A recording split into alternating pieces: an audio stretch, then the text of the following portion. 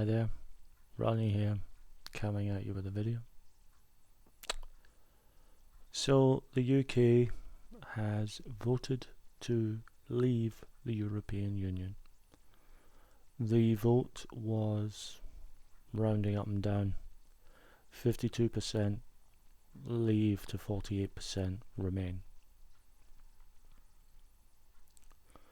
I will stick my colours to the mast at this point. I voted to remain.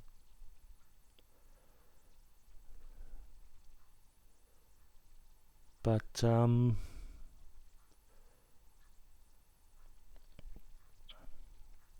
I could do this whole rant about the fact that I feel that narrow-mindedness and sort of racist sentiment and all kinds of misinformation and fear-mongering got people to vote leave, or some misplaced nationalist sentiment got people to vote leave. And I'm sure people on the leave side would make similar sorts of claims to the remain side, so it doesn't seem much point in going on with those.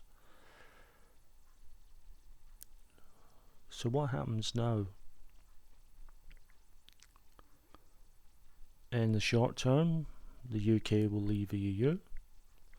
In the long term, the UK will no longer exist, because the vote is not quite as clear cut. For those who do not know what the UK is not a single country. The United Kingdom is 4 countries with a central government.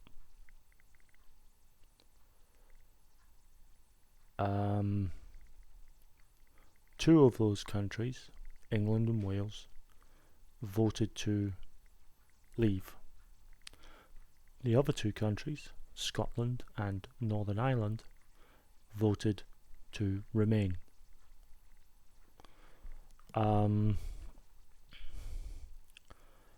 As such, I think there is a very good chance that this will now trigger a second Scottish independence referendum, because while the vote was quite close nationwide in the UK to leave, the vote was nowhere near close to remain here in Scotland. The Scottish vote was 62 to 28.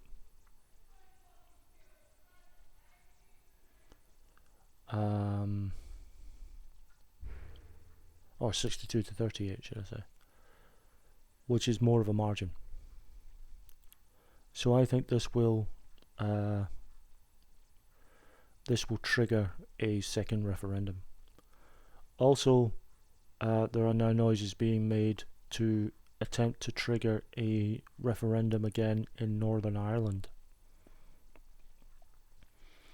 Now this ultimately creates interesting problems here, because Northern Ireland could vote to go independent as its own little nation. It could vote to go break off from the UK and join the Republic of Ireland, so there would no longer be Northern Ireland and Republic of Ireland, it would just be Ireland.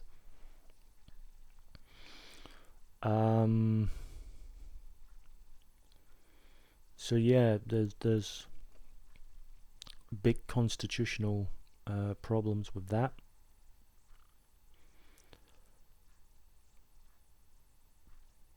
But the tone of this campaign, and it has to be said by both sides, has been extremely negative. There's been a lot of fear-mongering on both sides. It's not been a very positive campaign. And I think that's quite sickening.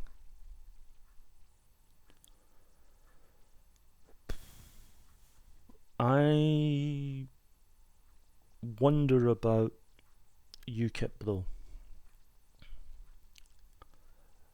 I'm going to voice my opinion regarding UKIP on this, because this vote for UKIP, in my opinion, was never about Brussels.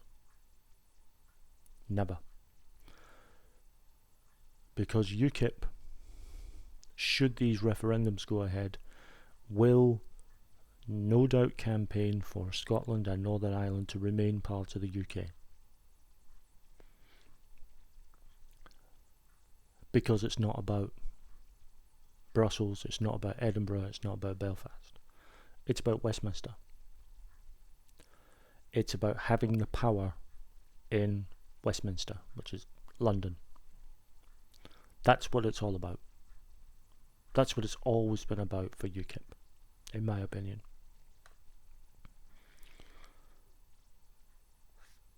I honestly wonder, and I say this with hand on heart, if the capital of Europe, if the power in Europe had been located in London rather than Brussels, would UKIP even exist? My feeling is they wouldn't, because it's not about United States of Europe, it's not about a federal Europe, it's not about anything, it's about power in Westminster. And if the power of Europe had resided in Westminster, I don't think UKIP would have asked for an EU referendum. I don't think they would have been pushing for it all these years, because they would have got what they wanted, which was power in London, because that's what it's all about for them. I'm positive of it.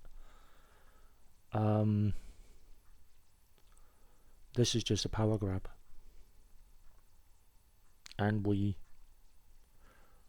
the electorate, are paying the price for their ambition.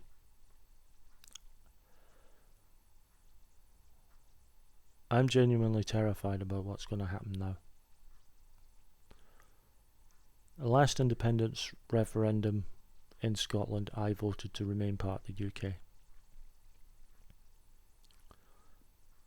It is a vote that, given everything that's happened in the last 12 months or so, I regret. Should we get another referendum, I will be voting to leave the UK.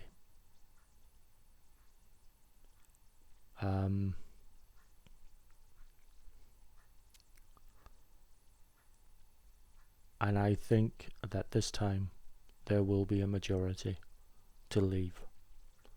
So well done, UKIP.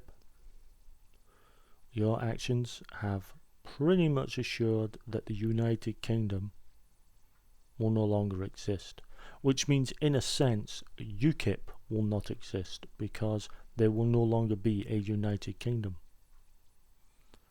What you will have is England and Wales, which I suppose you could call a United Kingdom by default,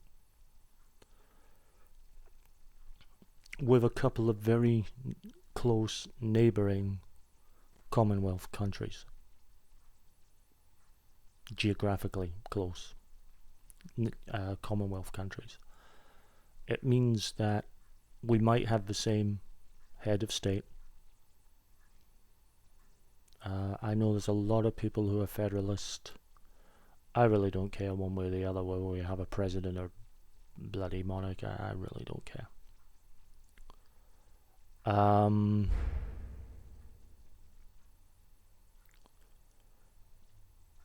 So, you know, we could have a monarch, could have the same monarch.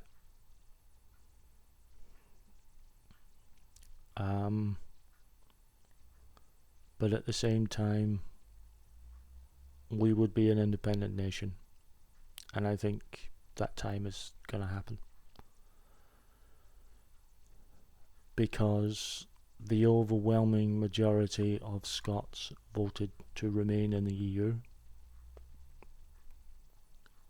The will of the Scottish people has now been, or will now be, undermined and superseded, and I think that will trigger a second referendum for independence here. As for David Cameron, our Prime Minister, I don't think he can stay in the job. He gambled on this EU referendum. He gambled his career. He gambled the safety and security and stability of our country. He gambled our reputation in Europe and beyond for short-term political gain to try and save his ass, and it's backfired on him spectacularly. I don't think he can remain. I know there have been calls within his party for him to keep on leading. I don't think he can, and that creates another problem, because that will create a power vacuum. I believe it will trigger a conservative leadership challenge. I think Boris Johnson will win.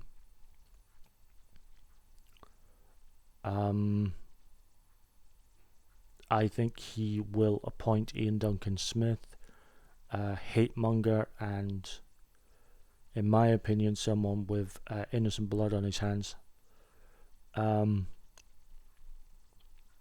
Will trigger him into a position of high power, and the last thing you want is to give that sociopath more power. He tries to bring himself across as a compassionate man. He isn't. You ask anyone who's disabled or mentally ill what they think of Ian Duncan Smith, and I'll tell you, a great many of us, an overwhelming chunk majority, will tell you that the man is a callous fucking bastard. Who, as I say, in my opinion, has innocent blood on his hands. He is responsible. People can argue to what extent, but he must bear some responsibility for the suicides that his policies have caused.